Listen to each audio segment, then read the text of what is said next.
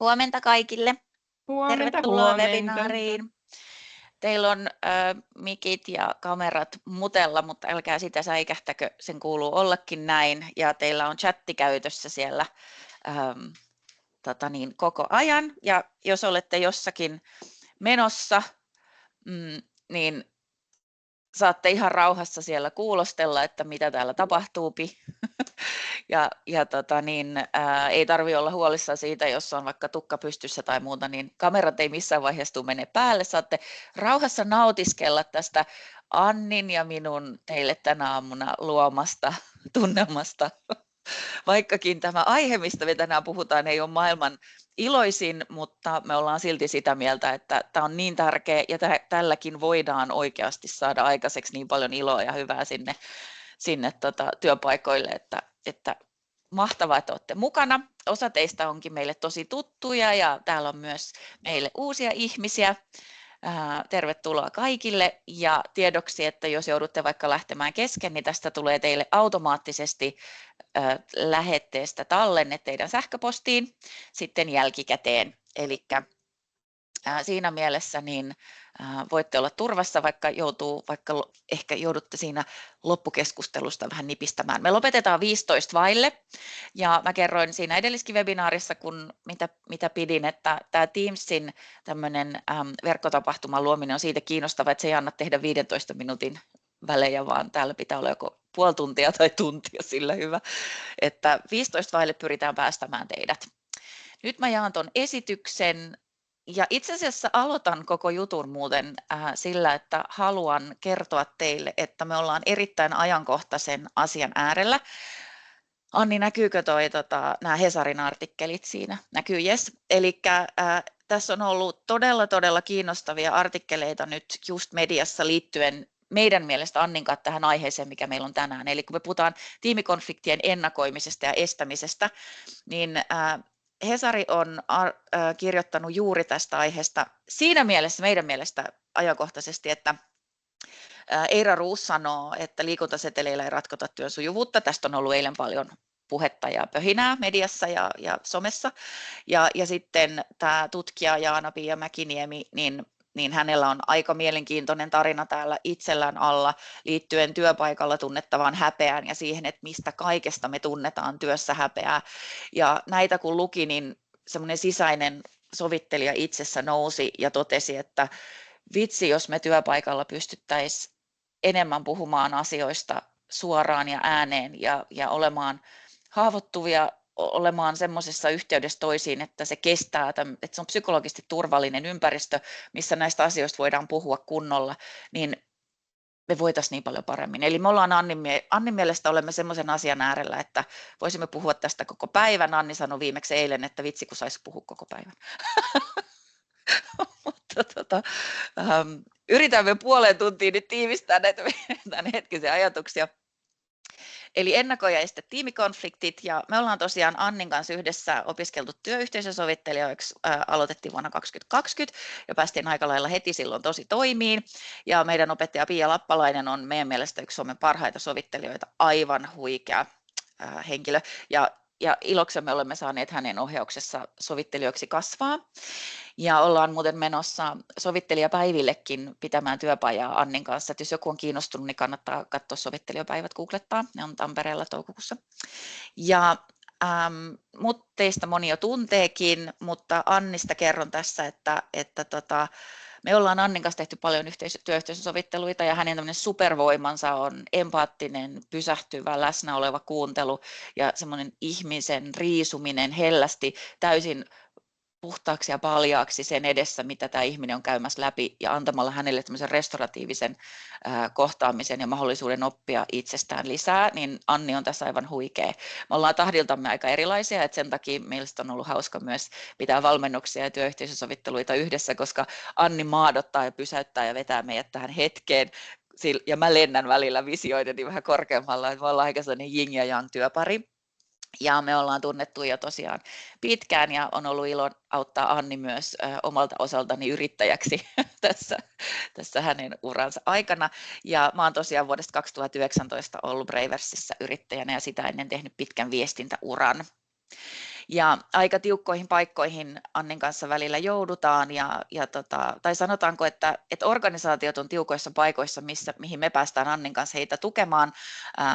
Aika monissa vesissä meitäkin on keitetty, ja vaikka me välillä tehdään sovitteluita ominemme, niin meillä on toisistamme sitä työnohjauksen tukea, että aika tavalla ollaan nähty suomalaisen työelämän tämän hetkistä tilaa. Mullakin on tällä hetkellä 4 sovittelua yhtä aikaa menossa.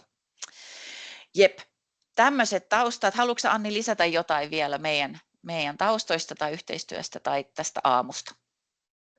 Oikein hyvin kerroit kyllä, ja huomenta kaikille myös mun puolesta. Tosi kiva, että olette päässeet kuulolle, ja hypätään vaan asiaan, koska meillä on paljon sellaista, mistä on kiva sit yhdessäkin vähän jutella, niin mennään eteenpäin.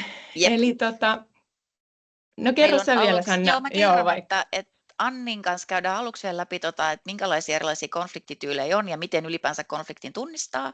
Sitten me ollaan rakennettu teille yksi fiktiivinen keissi, joka käydään läpi, mihin saatte osallistua. Siihen menee tänään valtaosa meidän ajasta. Ja sitten meillä on vähän näitä konfliktin kehitysvaiheita ja erilaisia signaaleja, mitä voi tutkia, ja esihenkilöille vinkkejä. Ja sitten lopuksi pidetään varmaan noin 10 minuutin pituinen Q&A. Ole hyvä, Anni. Yes. Eli lähdetään liikkeelle ihan siitä, että mitä se konflikti tarkoittaa. Kaikille tuttu sana, mutta kuitenkin määritellään se vielä. Eli konflikti voidaan määritellä erimielisyydeksi, ristiriidaksi, riidaksi tai selkkaukseksi, johon liittyy voimakkaita negatiivisia tunteita, kuten vihaa, pelkoa tai häpeää. Ja ne on usein juurikin sellaisia tilanteita, että osapuolten itse on hyvin vaikea löytää yksimielisyyttä tai sovittaa niitä omia tavoitteita tai ajattelumalleja yhteen, jonka vuoksi sitten se ikään kuin erimielisyys etenee siihen konfliktiin saakka.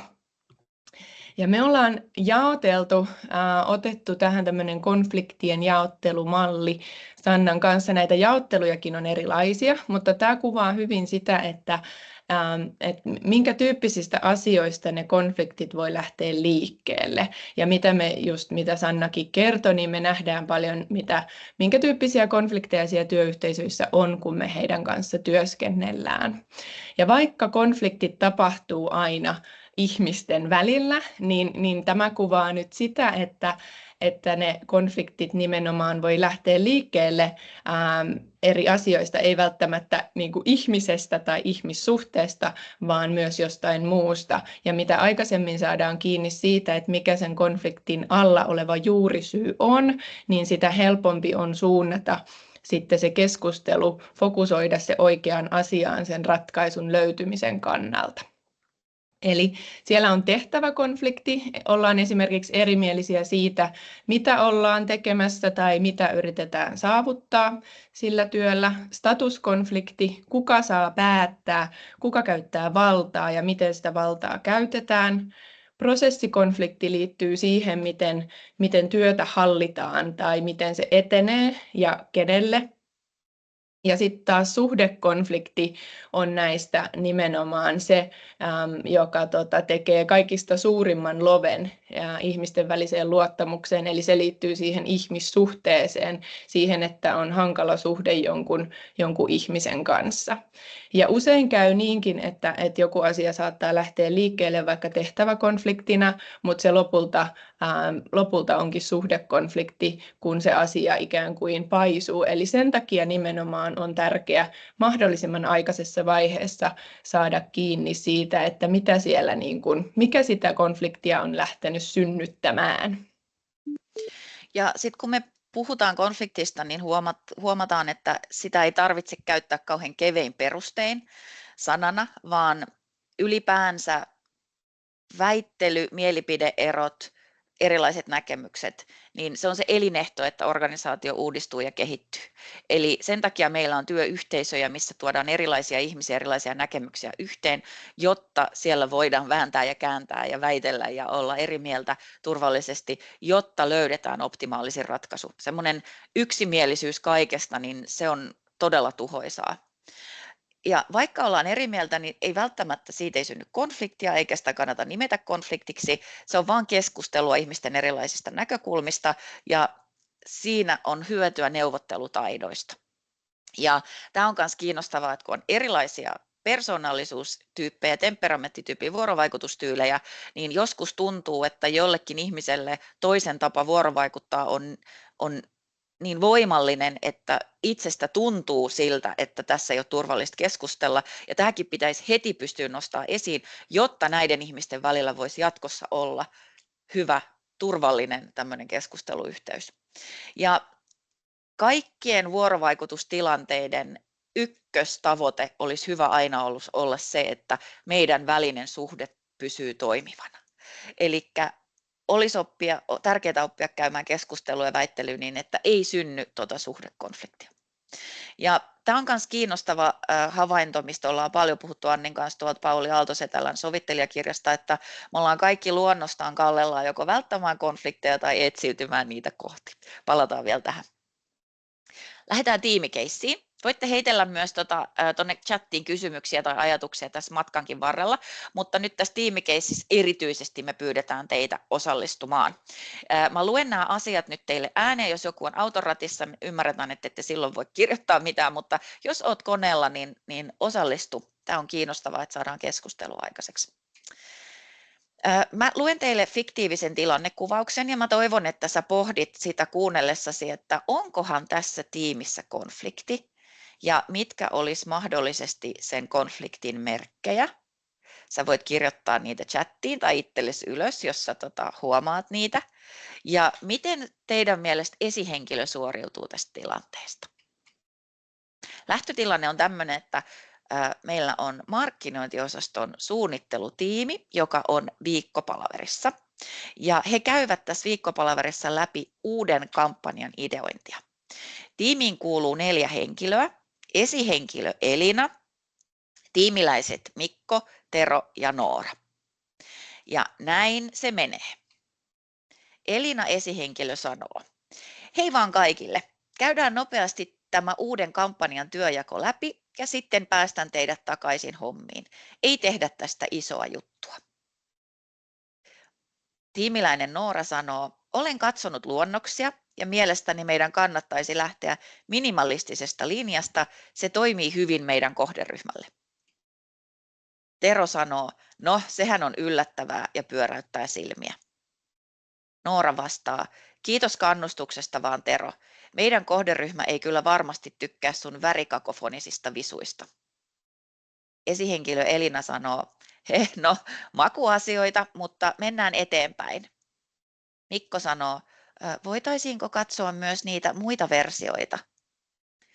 Elina sanoo: joo, hyvä pointti Mikko, mutta ettei jäädä jumiin, niin mennään nyt tällä minimalistisella tyylillä. Tero, sä voit vetää somekampanjan ja Noora hoitaa visuaalisen suunnittelun. Kaikki ok? Tero vastaa: ai että minä vedän taas somekampanjan. Kuinkahan mones kerta putkeen? Elina vastaa: no hei, sähän nyt olet siinä tosi hyvä Tero. Ei jumiuduta tällaisiin asioihin. Tero sanoo: jaha, eli tästäkään ei saisi sanoa. Elina vastaa: no niin, eiköhän jatketa töitä. Palaveri oli tässä. Tällainen pieni otanta teille tiimipalaverista. Ja nyt me annettaisiin Annin kanssa teille hetki aikaa miettiä ja kirjoittaa chattiin, että onko teidän mielestä tiimissä konflikti, mitkä olisi mahdollisesti merkkejä siitä ja miten esihenkilö suoriutuu. Olemme hetken hiljaa, niin saatte kirjoitella ja pohtia.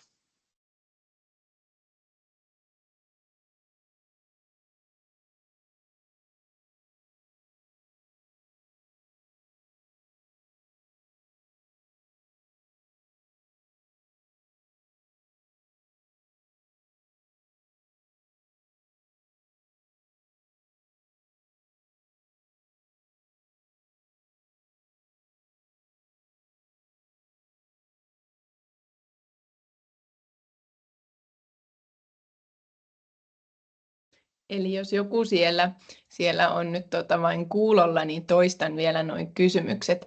Onko tiimissä mielestäsi konflikti? Mitkä ovat mahdollisen konfliktin merkkejä ja miten esihenkilö suoriutuu? Esihenkilö oli Elina, sitten tiimissä on Mikko, Noora ja Tero.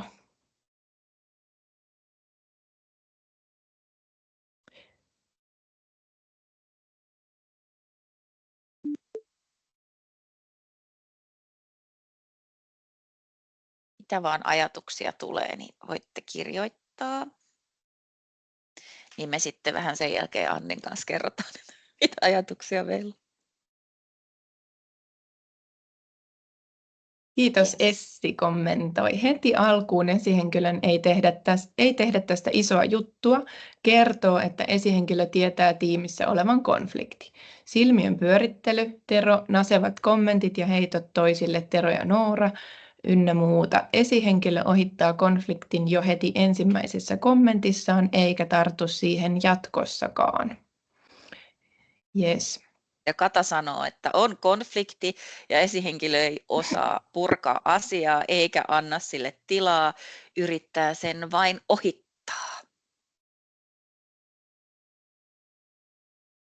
Ja Heidin kommentti on konflikti. Kommenteissa mennään henkilökohtaisuuksiin ja käyttäydytään epäasiallisesti, esimerkiksi silmien pyörittely, toisen tekemän työn kommentointi.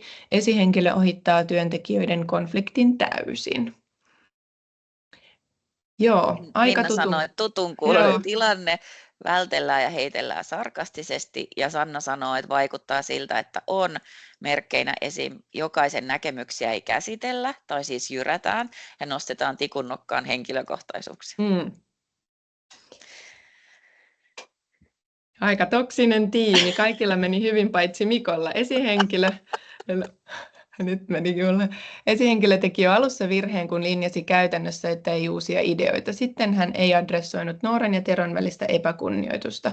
Tero oli epäkunnioittava Nooraa kohtaan, mutta Noora oli myös häntä kohtaan. Esihenkilö ei myöskään kuunnellut Mikon neuvoa.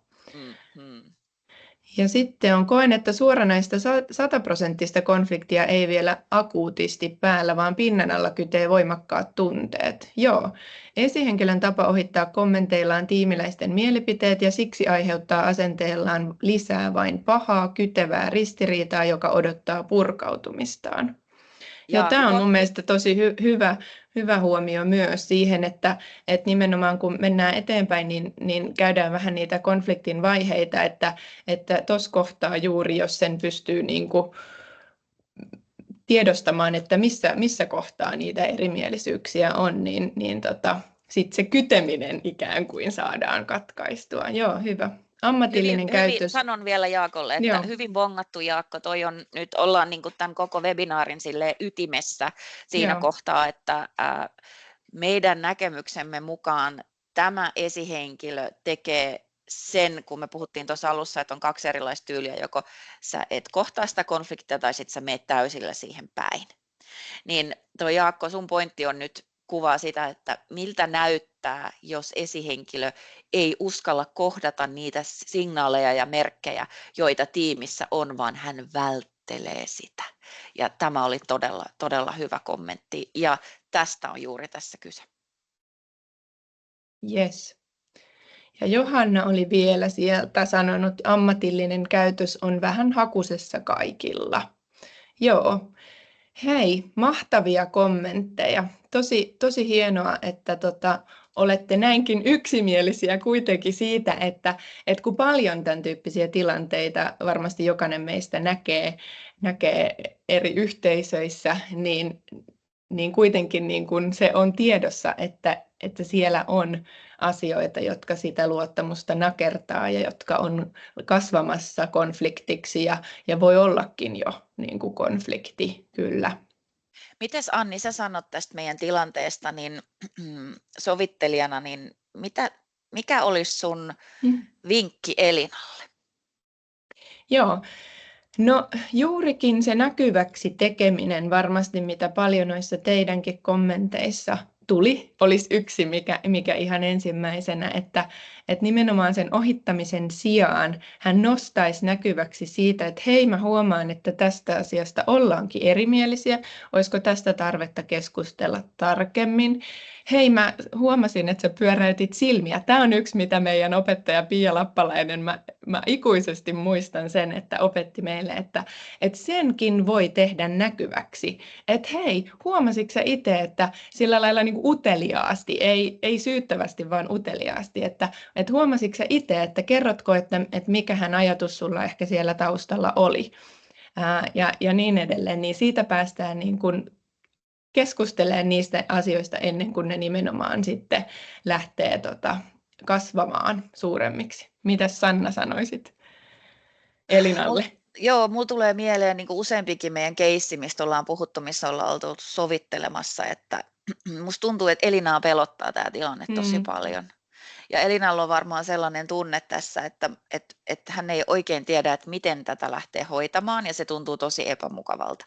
Eli mä näkisin, että Elina tarvitsisi tässä kohtaa jonkun ihmisen, kenen kanssa se saisi ensin purkaa sen koko tunnevyöryn ja ne tilanteet, mitä tämän tiimin kanssa on tätä ennen ollut, koska niitä on selkeästi ollut ennen tätä niitä kahnauksia jo, ja Elina tuntuu olevan vähän voimaton siinä, että miten tarttua siihen.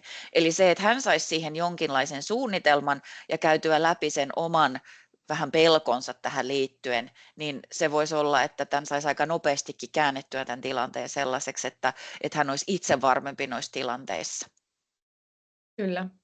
Nimenomaan, ja hän pyrkii varmasti tässä niin kuin, selviytymään sillä juuri, että hän ohittaa sen tilanteen ja ikään kuin hän koittaa vähän rohkaistakin, että sähän oot hyvä tässä ja näin, mutta että se ei mene läpi silloin, kun siellä on alla joku, mitä ei ole käsitelty ensin. Ja sitten sanon vielä semmoisen, mikä me ollaan Annin kanssa myös todettu, on, että mulle usein esihenkilö sanoo, että no eikö nämä aikuiset ihmiset nyt osaa itse tätä selvittää. Että eikö toi Tero ja Noora nyt voi keskenään, että jutelkoon sen läpi, että ei tämä ole mikään lastentarha. Ja tämä on sellainen tosi tyypillinen mun mielestä, ihan suoraan sanottuna virhe, jonka esihenkilö tekee, jos hän ajattelee, että kyllä nyt aikuiset ihmiset voi selvittää. Eli tämä on sitä välttelevää. Ja esihenkilöllä on rooli siinä, että hän, ihan jos ajatellaan niin juridisestikin, mitä työoikeudessa niin kuin odotetaan esihenkilöltä ja mitä lainsäädännöllisesti odotetaan, on se, että jos esihenkilö näkee, että siinä tiimissä ei ole kaikki hyvin ja joku ei voi hyvin, niin se pitäisi uskaltaa ottaa esiin. Ja siihen niitä työkaluja, niin nyt me ollaan, kuulkaa, aika lailla noissa Hesarin artikkeleiden jutuissa, että miten esihenkilöt ja tiimiläiset, ihan työntekijätkin pystyisi puhumaan näistä asioista työpaikalla. Ja miten niitä voi tukea siinä. Hei, kiitos aivan superhienoista kommenteista. Nyt jatketaan eteenpäin ja puetaan visuaaliseksi tuo Jaakon kommentti. Ole hyvä, Anni. Hyvä, eli lähdetään katsomaan vähän niitä signaaleja, mistä tunnistaa sitä alkavaa konfliktia ja sitä, miten esihenkilö voisi niihin sitten tarttua. Eli tässä kuvassa nyt on kuvattuna sitä konfliktin ikään kuin elinpolun vaiheita jäävuoren niin kuin mukaisesti. Ja tämä kuvaa tosi hyvin nyt sitä, että kuinka monta eri vaihetta sillä konfliktilla on ja kuinka se jännite koko ajan kasvaa, kun mennään siinä konfliktissa eteenpäin. Ja sitten siellä on myös se sovinnon vaihe, mutta mitä se sitten vaatii, se sovinnon saavuttaminen. Eli ihan ensimmäisenä siellä on se kytemisvaihe, mikä nyt nimenomaan on juurikin se vaihe, missä jännitteitä on.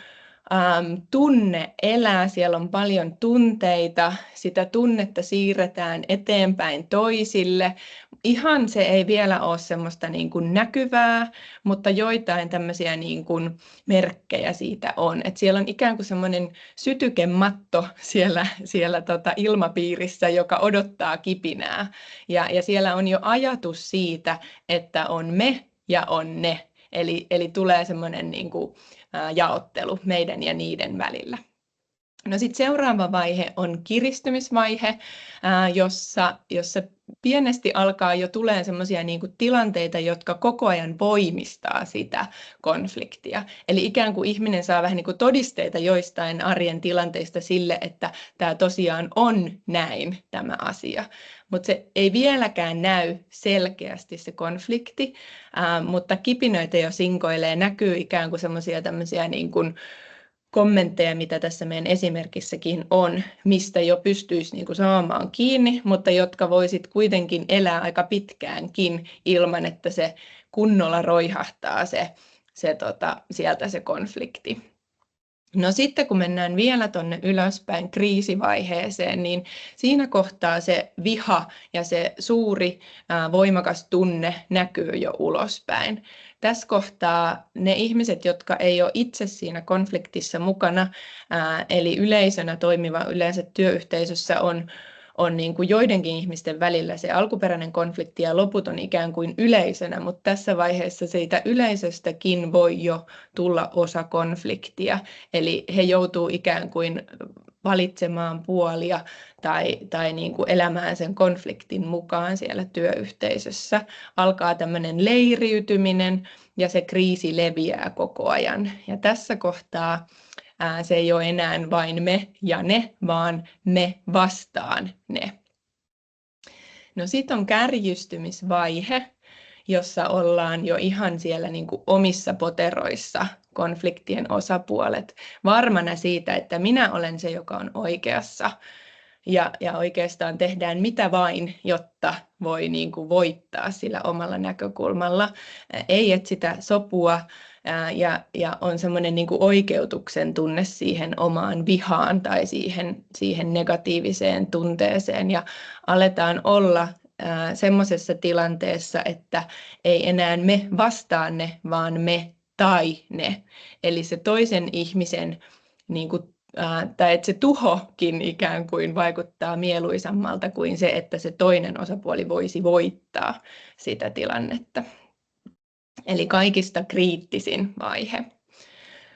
No sitten lähdetään menemään sitä vuorta sinne toiseen suuntaan. Eli sitten siinä kohtaa, kun se kärjistyminen menee niin pitkälle, että se konflikti vie niin paljon energiaa ja voimia ja kaikenlaisia resursseja, että alkaa niin kuin hieman taipumaan siihen, että se sopu voisi kuitenkin olla hyvä myös mulle itselleni, niin sitten siinä kohtaa päästään kääntyyn tähän suhteiden luomisen vaiheeseen.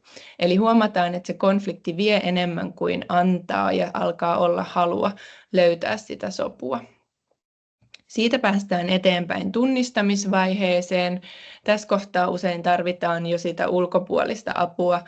Osapuolten itse voi olla tosi vaikea tässä kohtaa niin kun lähteä luomaan niitä suhteita.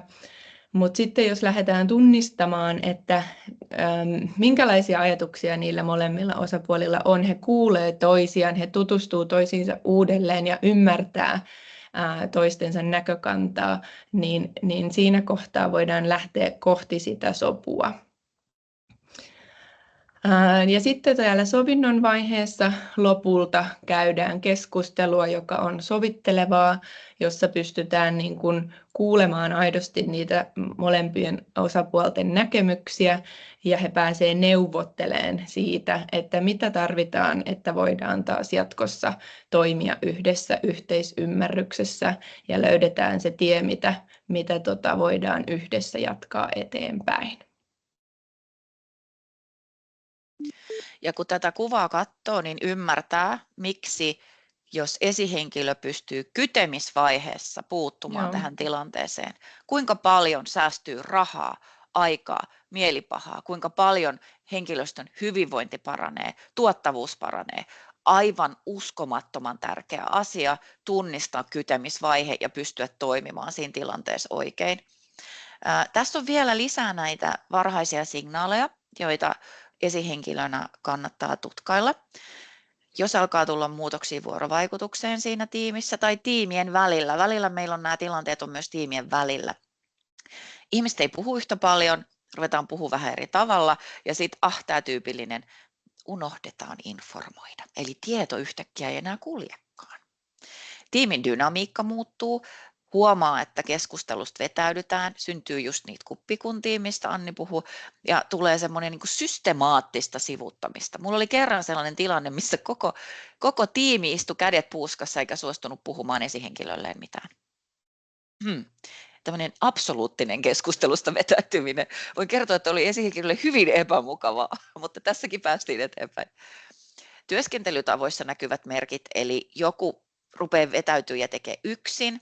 Sitten tämmöinen mieletön niin kuin yksityiskohdissa jumittaminen, eli silleen, että mä oon oikeassa, ei kun laitetaan tämä näin, ei kun näin. Ja sitten ei oteta ollenkaan vastuuta tilanteista. Tunteet rupeaa räiskymään ja näkymään, turhautumista, ärtymystä, niin kuin tuossa meidän äskeisessä esimerkissä. Hirveän usein kuppikuntaisuuteen liittyy tämä selän takana puhuminen ja se, että aika nopeasti ollaan puolustuskannalla, vaikka toinen ei oikeasti edes sanonut mitään sellaista, mihin pitäisi puolustautua. Sitten tämä on tosi ikävä ja sitten ollaan jo aika pitkällä, jos ollaan siinä tilanteessa, että selkeästi esihenkilö esimerkiksi näkee, että työn laatu alkaa laskea, tehokkuus alkaa laskea. Ihmiset ei suostu juttelemaan, ideoimaan enää yhdessä, ne ei sitoudu yhteisiin asioihin ja sitten alkaa tulla sairaslomia ja ihmiset rupeaa haluaa esimerkiksi pois siitä tiimistä. Ja sitten myös tämmöiset huumori- ja ilmapiirin muutokset, eli tämmöistä terävää, piikittelevää puhetta. Ihmiset joutuu varomaan, mitä ne sanoo, tai jos ne sanoo, niin ne saa heti vähän niin kuin näpeilleen, ja sitten alkaa tulla tämmöinen välinpitämättömyys. Eli tällaisia signaaleja kannattaa tarkkailla ja ottaa ne huomioon, eikä ajatella, että no, ei se nyt jos vähän, vaan tarkkailla. Ja yksi tapa siihen, mitä kannattaa tehdä, me ollaan Annin kanssa kirjoitettu teille sellainen pieni opas, niin esihenkilö voi tarkkailla tätä siellä arjessa kysymyksillä. Eli one-to-one kohtaamisissa ja tiimipalavereissa voi kysyä suoraan, että miten teidän yhteistyö sujuu tällä hetkellä. Onko tilanteita, missä se ei suju ja miten voitaisiin tähän puuttua. Eli tämmöistä varhaista luotaamista. Joo. Sitten me ollaan koottu teille tällainen aika pitkä lista siitä, että minkälaisia askeleita voisi esihenkilönä tai johtajanakin ottaa konfliktien ennakoinnissa ja niiden estämisessä. Eli tämä on nyt pitkä ja tässä on tosi paljon sisältöä. Justiin tästä puhuttiin, että näistä joka ikisestä voisi puhua vaikka kuinka pitkään, mutta ikään kuin semmoisena niinku työkaluna teille, että näitä niinku tsekkaamalla niin voi saada vähän niinku kiinni siitä, että mihin on hyvä käyttää aikaa, mistä on hyvä sparrailla vaikka kollegan kanssa tai jotenkin etsiä siihen joku semmoinen taho, joka voi auttaa eteenpäin. Kukaan meistä ei pysty siihen, että kaikki nämä asiat koko ajan toimii. Eli sen takia just se jokapäiväinen harjoittelu ja se jokaisen kohtaamisen niin kuin käyttäminen siihen, että mä voin miettiä, että miten tätä asiaa edistän, niin on ihan mainio ajatus. Eli ota puheeksi heti. Mitä nopeammin, sitä parempi. Sitten se ei lähde sinne vuoren rinteelle kipuamaan, vaan se saadaan mahdollisimman äkkiä purettua. Ensin yksittäin ja sitten porukalla. Tämä on ihan sovittelun työkalu, eli käydään ensin yhden ihmisen kanssa keskustelut, jokaisen erikseen, ja sen jälkeen kootaan se koko porukka, ketä se tilanne koskee. Niin sillä tavoin saadaan käytyä läpi niitä tunteita, niitä ajatuksia ja purettua sitä tunnekuormaa ja luotua luottamusta siihen, että se esihenkilö voi turvallisesti luoda sellaisen tilan, missä yhdessä voidaan asiasta puhua. Sitten onkin toisena mahdollista turvallinen keskustelu osapuolten välille, ole puolueeton. Eli heti jos käy niin, että itse huomaa, että tekee mieli valita puoli. Myös sovittelijoille saattaa käydä niin, eli sen takia se on erityisen tärkeää niin kuin tarkkailla sitä, että kun kuulee jokaista ihmistä yhtä kerrallaan, niin ei silti niin kuin päästä itseään siihen, että valitsee jonkun puolen, koska sit siinä käy niin, että jokaisella on se oma kokemus. Ja se mahdollistaa sit vasta sen turvallisuuden, että ihminen, joka sovittelee tai esihenkilö, joka ottaa esille, niin ei ole kenenkään puolella. Muista, että tilanteen asiantuntijuus on osapuolilla itsellään, ei sinulla.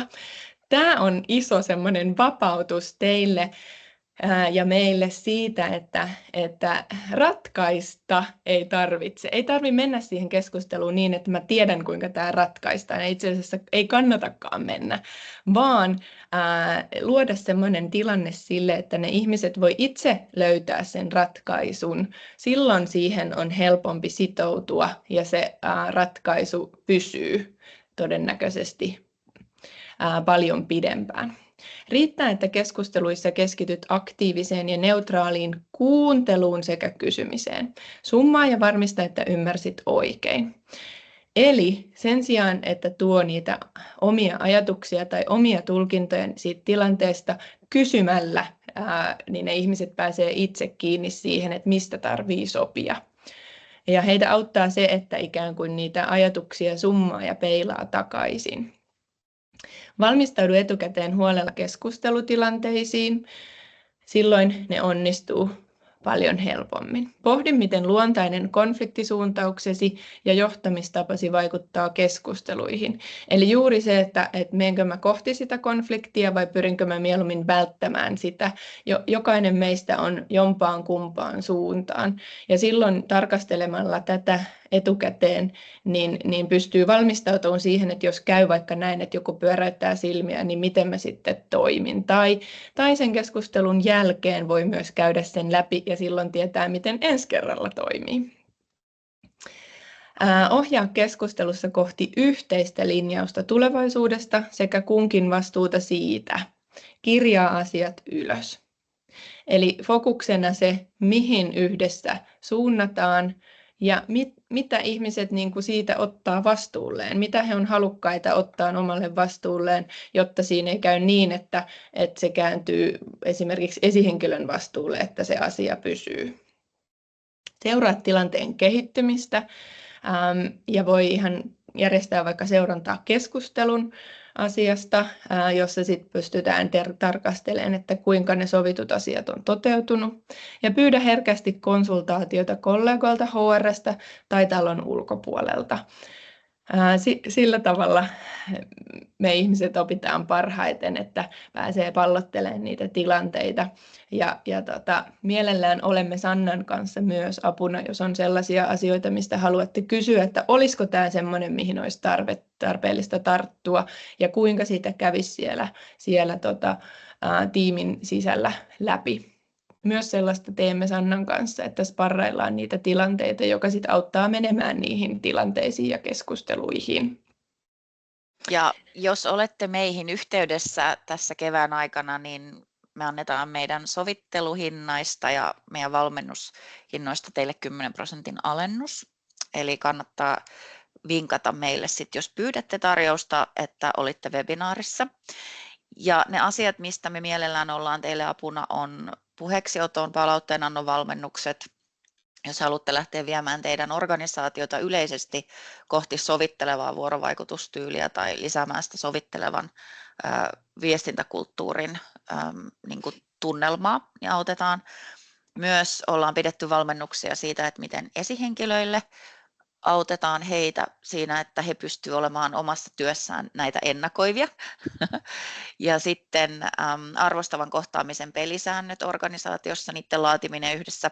Ja sitten jos tilanne on niin sanotusti ajautunut jo pidemmälle, niin sitten me tehdään näitä tilanneselvityksiä, kehitysvalmennuksia, sovitteluita.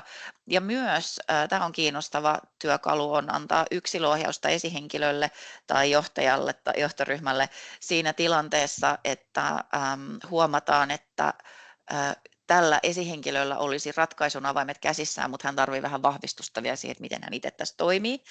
Ja sitten myös varmaan tuossa edellisessä webinaarissakin sanoin, että me pystytään antamaan henkilöstön tunnekuormaa helpottavia valmennuksia vaikka isoissa muutostilanteissa. Jep. Nyt pidetään meidän Q&A 5 minuuttia. Ennen sitä vielä sanon teille, että saatte tuon ennakoijaista tiimikonflikteja oppaan, jota me just viimeistellään, niin tulee teille mailiin tällä viikolla tai ensi viikon alussa. Muistuttelen meidän kirjoista ja sitten ilmoittautukaa ystävät kalliit tuonne meidän seuraavaan toukokuussa pidettävään webinaariin, joka me pidetään Minna Anttilan kanssa. Minna on mun mielestä linjoilla, että jos viittit laittaa linkin tuonne chattiin, chattiin, mistä pääsee ilmoittautumaan suoraan tuonne toukokuun webinaariin, niin oletko kiltti ja teet sen. Mullakin se tuossa on, mutta mä en nyt just siihen pääse käsiksi, mutta se tulee tonne chattiin. Ja nyt mielellään haluttaisiin kysyä teiltä, että mitä te haluatte kysyä meiltä. Eli pidetään muutaman minuutin tämmöinen loppukeskustelu. Laittakaa ihmeessä tonne chattiin kysymyksiä tai ajatuksia, josta haluatte, että me Annen kanssa vähän vielä täällä sparraillaan tai otetaan kantaa. Niin olemme taas hetken hiljaa, niin voitte rauhassa pohtia, että mistä haluatte meiltä vielä kuulla.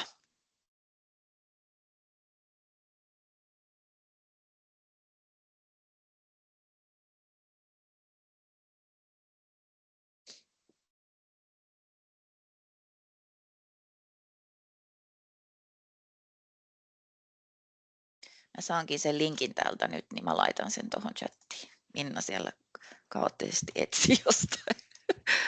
Tuosta voi ilmoittautua.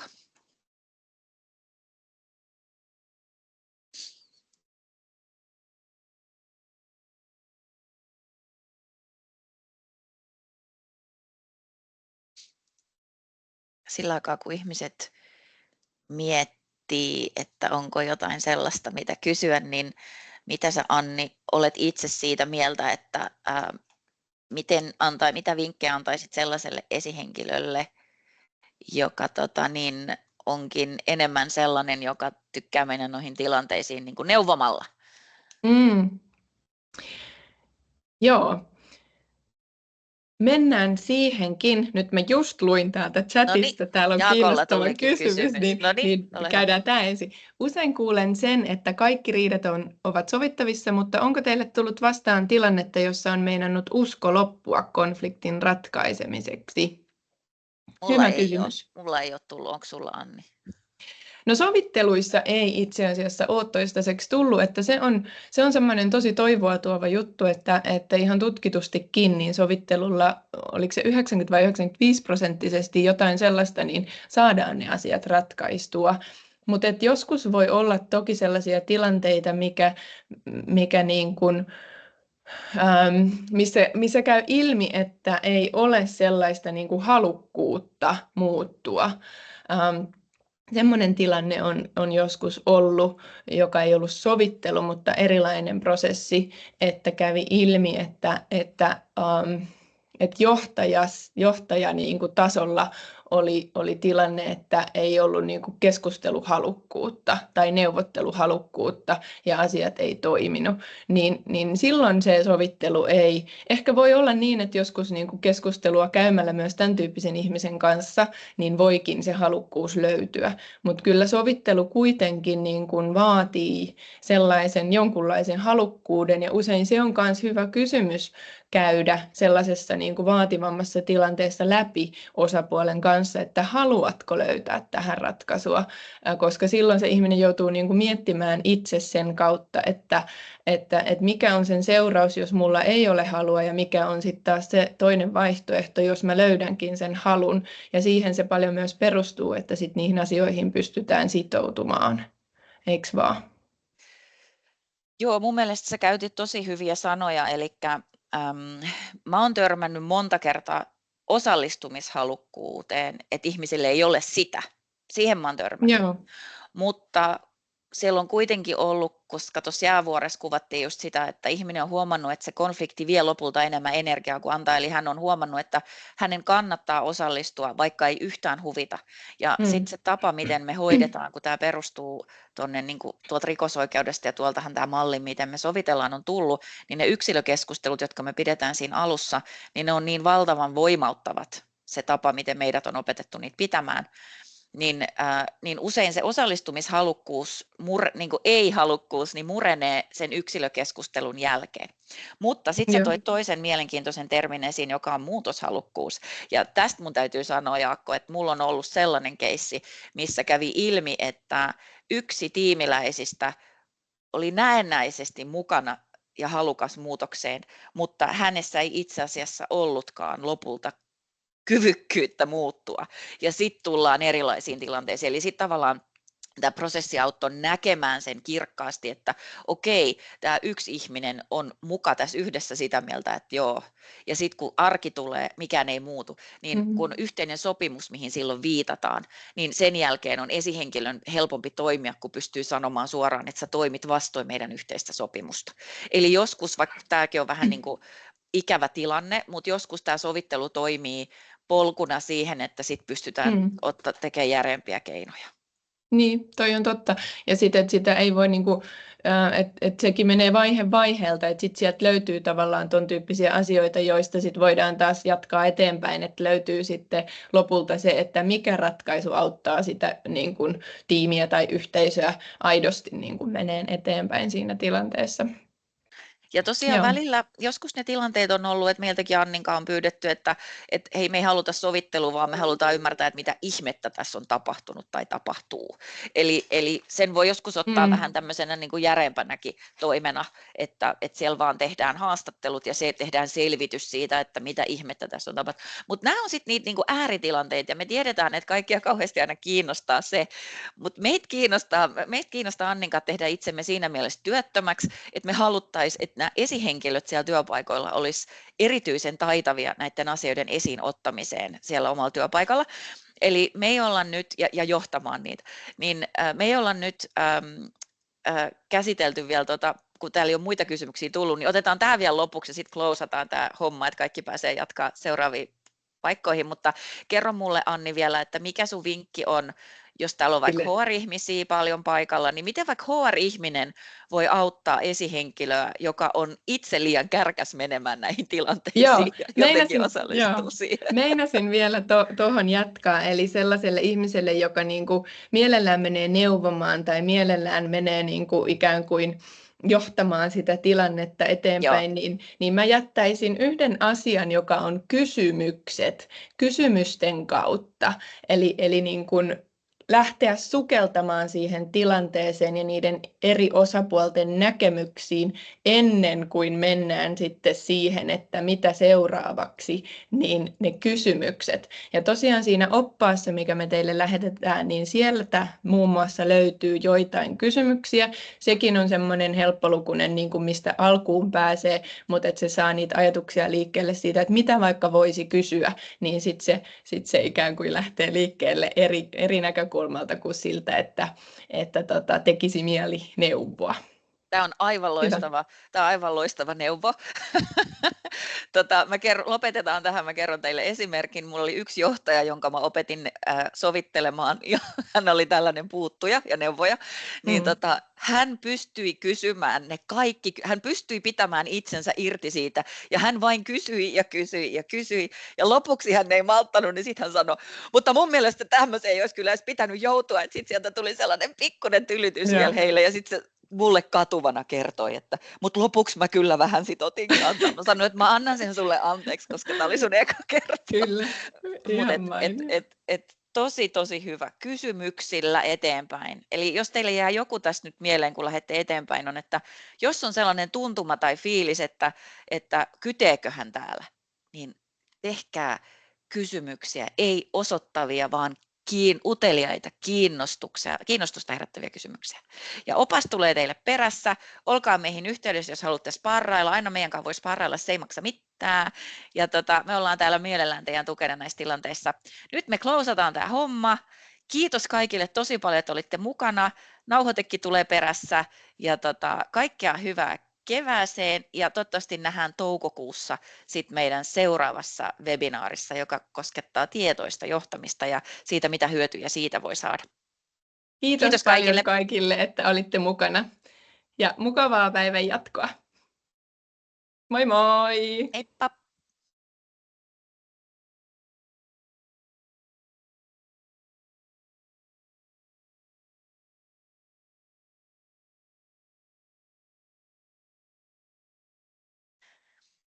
Hyvä. Mä laitan tämän tapahtuman nyt poikki.